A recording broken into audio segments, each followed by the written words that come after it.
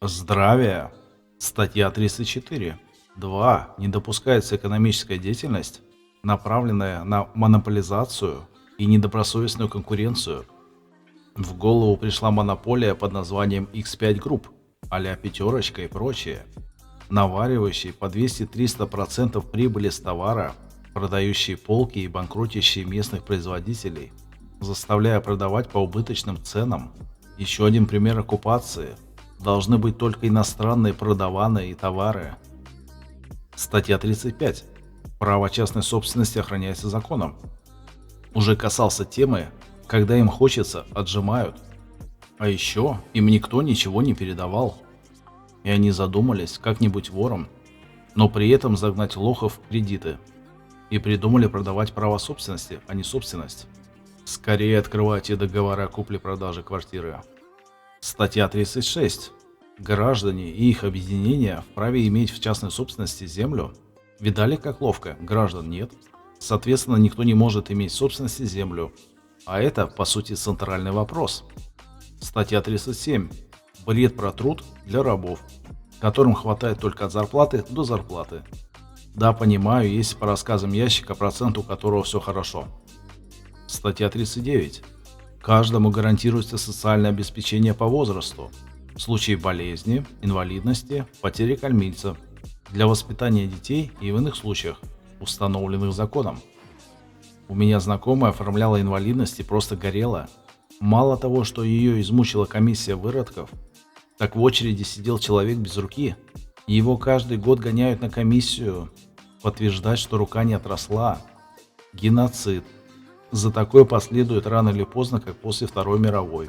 Очень много кого висело вдоль дорог во многих регионах. Знаю, есть работники органов на верхних уровнях, поддерживающих эту точку зрения. Вопрос только, когда придет время чисток и придет ли.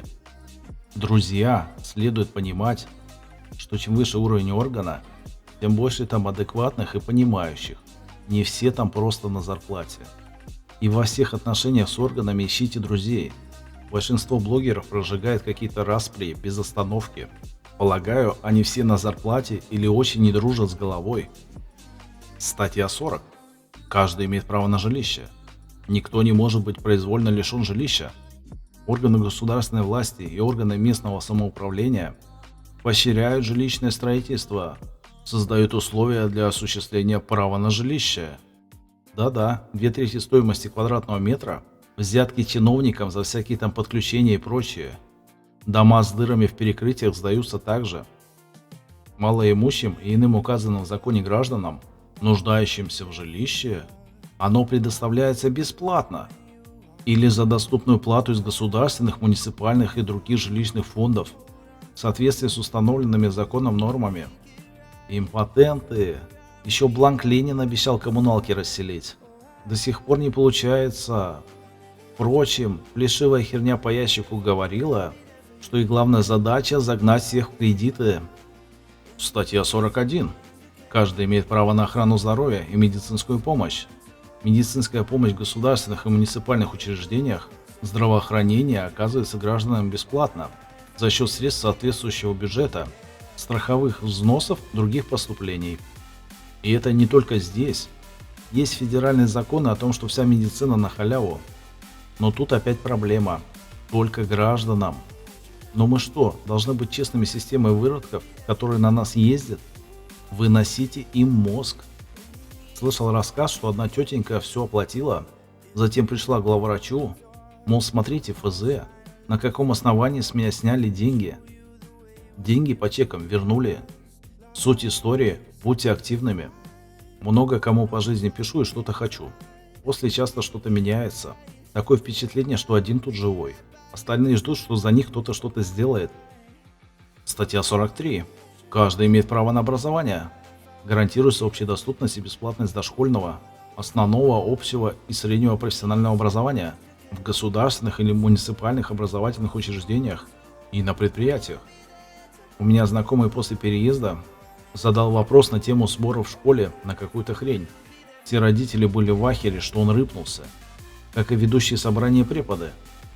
К вопросу о биороботах и почему Эрефия выдала паспорта с полным поражением в правах. Это соответствует времени. Человека практически нет, а людей вроде должно быть больше, но их также нет. Статья 45. Государственная защита прав и свобод человека и гражданина Российской Федерации гарантируется. Каждый вправе защищать свои права и свободы всеми способами, не запрещенными законом. Статья 46. Каждому гарантируется судебная защита его прав и свобод. Каждый вправе в соответствии с международными договорами Российской Федерации обращаться в международные органы по защите прав и свобод человека, если исчерпаны все имеющиеся внутригосударственные средства правовой защиты. Статья 49. Каждый обвиняемый в совершении преступления считается невиновным, пока его виновность не будет доказана в предусмотренном в федеральном законе порядке и установлена вступившим в законную силу приговором суда.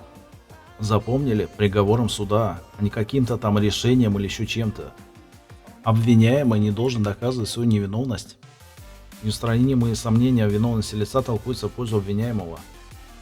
Очень отличные лозунги, но вот система якобы судов представляет из себя чисто карательный орган с 99% обвинительных приговоров по уголовке. Вроде видел новость, что процент падает в 2023 году. В нормальных якобы странах 50 на 50 хотя бы. То есть если не смогли занести взятку, значит 100% сели. А теперь вспомните любимую ментовскую тему – подкидывать наркоту. Или просто отвозить на приговор неугодных и сажать. В глубинках мрак творится. Историю вспомнил. Бодались пару дебилов в суде.